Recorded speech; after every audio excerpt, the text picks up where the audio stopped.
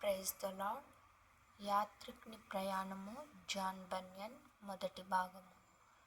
క్రైస్తవుడు అట్లే చేసితిని.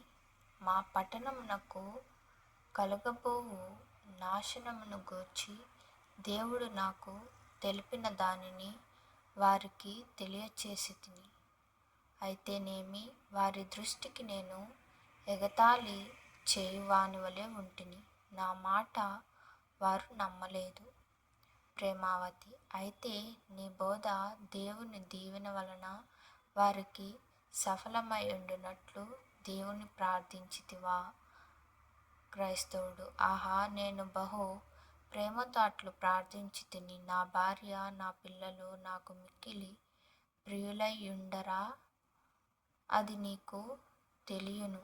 ప్రేమావతి, అయితే నీకు కలిగిన విచారమును నాశన భయమును నీవు వారికి తెలియజెప్పితివా?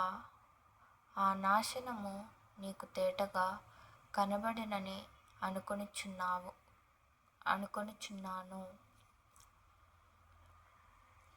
క్రైస్తవుడు, చెప్పితిని, మాటిమాటికి అనేకసార్లు చెప్పితిని. అంతేకాదు, నా ముఖమందును నా కన్నీళ్లయందును న్యాయపు తీర్పుకు నేను భయపడుట వలనైనా నా వణుకులోను వారు నా భయమును గుర్తించి ఉండవచ్చును. కానీ నా వెంబడి వచ్చుటకు అవి అన్నీయు కూడా వారిని ప్రేరేపించ జాలకపోయెను.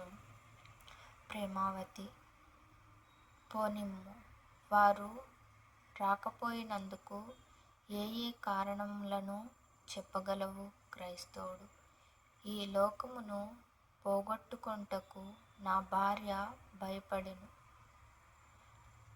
పడుచువారైన నా పిల్లలు మధురమైన వాటి యందు ఆసక్తులై ఉండిరి. కాబట్టి కొందరు ఈ కారణము చేతను, కొందరు ఆ కారణము చేతను నన్ను ఇలాగు ఒంటరిగా సంచరింప విడిచిపెట్టిరి. ఆదికాండము 19వ అధ్యాయము 14వ వచనము.